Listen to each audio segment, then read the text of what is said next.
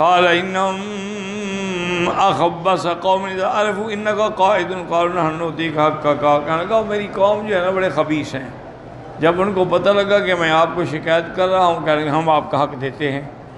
اور جب آپ کی مجلس کا وقت ختم ہو جاتا ہے وہ پھر انکار کر دیتے کہ جی اب تو ہم نہیں دیتے. انہوں نے اس وجہ سے مجھے روکے رکھا ہے. قال فانطلق فاذا رحت فاتنی. انہوں نے کہا جاؤ پھر آنا مجلس کے وقت میں. قال فاتت القائل وراح وجعل ينظر ولا يرى وشق عليه النعاس. قال بعد اهلي لا تدع احد يقول بعد حتى انام. انہوں نے اپنے گھر والوں سے کہا کہ اب کوئی بھی آئے نا تو مجھے نہیں اٹھانا نہیں سے. مجھے 2 دن ہو گئے ہیں میں قیل اللہ نہیں کر سکا ہوں. فإني كشق لي فما كنت كساجا فقال رجل وراءك وراءك. قال إني قد أتيت وأمسكت له أمري. فقال لا والله لقد أمرنا أي لا تدع أحدا يقرب. آیا وہ کہنے لگا مجھے انہوں نے کہا تھا کہ تم آنا. تو گھر والوں نے کہا کہ نہیں، انہوں نے ہمیں حکم دیا ہے کہ کسی کو نہ آنے دو. فرمایا نظر على قوة في البيت فسفر منها. اب دیکھا بھی یہ تو مجھے نہیں چھوڑتے دروازے سے. تو دوسری طرف سے اس کا روشن دان نظر آیا. تو شیطان تھا نا، وہ دوسری طرف سے چلا گیا، روشن دان سے اندر آ گیا. فیضا ہو البیت فیضا ہو تو کل باب من داخل. اندر سے کھڑے ہو کے دروازہ کھٹکھٹانے لگا. قال واستيقظ قال يا فلان آمرك. قال أما من خبيث الله والله فلم تؤت فانظر من أين أتيت. انہوں نے کہا دیکھو میں کہاں سے آیا ہوں. قال فقام الفزع مغلق كما أغلقه إذا الرجل معه في البيت فعرفه. اب انہوں نے دیکھا کہ دروازے بھی بند ہیں. وہ خادم کہتا ہے میری طرف سے بھی داخل نہیں ہوا ہے. تو آپ سمجھ گئے کہ اچھا یہ ابلیس ہے، میں امتحان میں مبتلا ہو گیا ہوں. فقال عدو اللہ. شیطان ہو؟ قال نعم، ہاں میں شیطان ہوں. اعییتنی بکل شیء ففعلت ما ترى لأعذبك واسمعه الله ذو الكفل. اور نے کہا میں نے زور لگایا تھا کہ کسی طرح آپ کو غصہ آ جائے، لیکن خدا کی قدرت ہے کہ آپ قابو کر گئے، غصہ نہیں آیا. تو اس وجہ سے آپ کا لقب جو تھا وہ ذو الکفل ہو گیا کہ وہ 3 چیزوں پر عمل کرتے رہے جو ضمانت دی تھی، پکے رہے اس پر. اس کے بعد فرماتی ہیں فَلَمَّا وَزَرَ كِفْلِنَا مُتَكَفَلْ بِأَمْرٍ فَوَفَّى بِهِ وَهَكَذَا روى بِهَادِ بن زهير بن ساكن داود بن جاد مثله. وقال بِهَادِ بن أبي قال حدثنا أحمد بن يونس قال أبو بكر بن عياش الأعمش عن مسلم قال قال ابن عباس قال قاض في بني إسرائيل. ایک قاضی تھے بنو اسرائیل کے زمانے میں. فحضرہ الموت. اس کی موت کا وقت جب قریب آیا. فقال من یقوم مقامی علی اللہ یغضب. کون میرے کا مقام بیٹھنا چاہتا ہے میں اس کو اپنا قاضی بنا دوں، لیکن شرط یہ ہے کہ غصہ نہ کرے، کیونکہ غصے میں آدمی صحیح فیصلہ نہیں کر سکتا، قاعدہ ہے. اسی لیے حکم ہے کہ اگر آپ قاضی ہیں، حاکم ہیں، کسی بات پہ آپ کو غصہ ہے تو آپ فیصلہ نہ کریں، چلے جائیں، بعد میں آگے فیصلہ کریں. اس کے بعد فرماتی ہیں کہ قال رجل انا فسمي ذا الكفل. قال وكان ليله جميعا يصلي ثم يصبح صائما يقضي بين الناس. ساری رات عبادت فرماتے، دن میں روزے رکھتے اور لوگوں کے درمیان فیصلہ کرتے. قال وله ساعة يقيلها. بس 1 گھڑی دن میں سوتے تھے. قال فكان كذلك فأتاه الشيطان عند رحمته وقال له ما لك. قال انسان مسكين له على رجل حق وقد غلبني عليه. قالوا كما أنت حتى يستيقظ. قال وفوق نائم. قال فجعل يسير من يوقظه. قال فسمع فقال ما لك انسان مسكين له على رجل حق. قال فاذهب فقل له يعطيك. قال قد أبى. قال اذهب أنت إليه. قال فذهب ثم جاء قال ما لك. قال ذهبت إليه فلم ينفع بكلامك الحسن.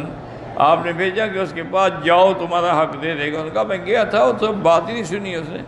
قال اذهب إليه فقل له يعطيك حقك. فذهب ثم جاء من غده. قال فقال وصاب اخرج فعل الله بك كل يوم حين عمل داوي نام. انہوں نے کہا نکل جہاں سے، تم اسی وقت آتے ہو جب ان کی نیند کا وقت ہوتا ہے، باقی ٹائم تمہیں نہیں ملتا ہے. قال فجعل يسيح من اجل اني انسان مسكين لو كنت غنيا. قال فسمع اذن فقال بارك ذهبت اليه فضربني. قال من يتاجي معك. قال فمسك بيده فلما رأى ذهب معه نصر يده منه فر. انہوں نے کہا اچھا ایسا کرو، تم ٹھہرو، میں تمہارے ساتھ چلتا ہوں اس آدمی کے پاس، تمہارا حق لے کے دیتا ہوں. تو انہوں نے ابلیس کا ہاتھ پکڑ لیا. جب پکڑا تو واضح ہو گیا کہ ابلیس ہے. تو اس نے ہاتھ چھڑایا اور بھاگا. اچھا عدو اللہ، تو اللہ کے دشمن، مجھے پریشان کرنا چاہتے ہو. فهكذا روى عبد الله بن حاتم محمد بن قاسم ابي حجاج الاكبر غير مسلمنا وهذا قصته والله اعلم. وقال ابن ياد حدثنا ابي قال حدثنا ابو الجماهر قال اخبرنا سعيد بن بشير حدثنا قتادة ان كنعان بن قاسم الاشعري ويقول لا هذا المنبر. میں نے سنا تھا ابھی موسیٰ اشعری سے اسی منبر پہ کھڑے ہوئے یہ بات فرما رہے تھے.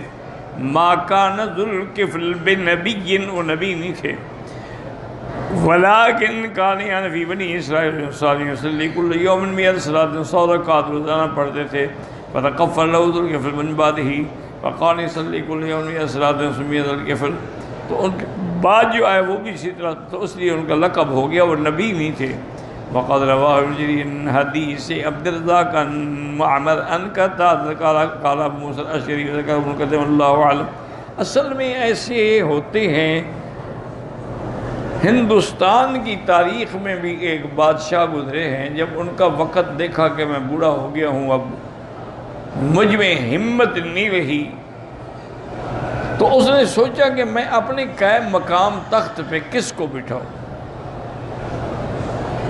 کوئی ایسا آدمی ہو جو میرے تخت پہ بیٹھنے کا لائق ہو اور لوگوں سے انصاف کرے، اور جس کو کوئی ہم، کوئی غم، کوئی پریشانی نہ ہو. اب مجھے ہموم ہیں، غموم ہیں، پریشانیاں ہیں.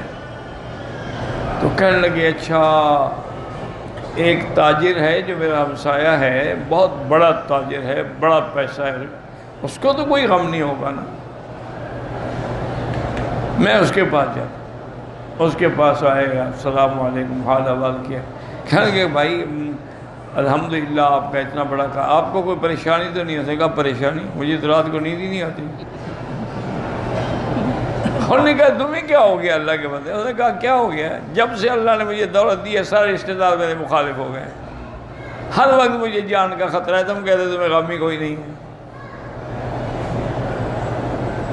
بادشاہ نے سوچا ابھی یہ بھی تو بندہ کام کا ثابت نہ ہوا نہیں. اب ان کے دماغ میں خیال آیا کہ یہاں پر تھوڑی دور ایک دھوبی ہے جو کپڑے دھو کے روٹی کھاتا ہے، اس کو تو کوئی غم نہیں ہوگا نا. اس کو کیا غم ہو سکتا ہے؟ ایک مزدور آدمی کھانا کھایا، مزے سے سو گئے.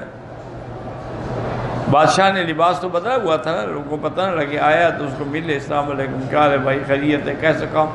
انہوں نے کہا جی بات جو اللہ نے لکھا ہے، صبح کو گٹھر اٹھا کے لے جاتے ہیں دریا کے کنارے پہ، وہاں سارا دن کپڑے دھوتے ہیں، پھر سکھاتے ہیں، پھر واپس آتے ہیں، پھر استری کرتے ہیں.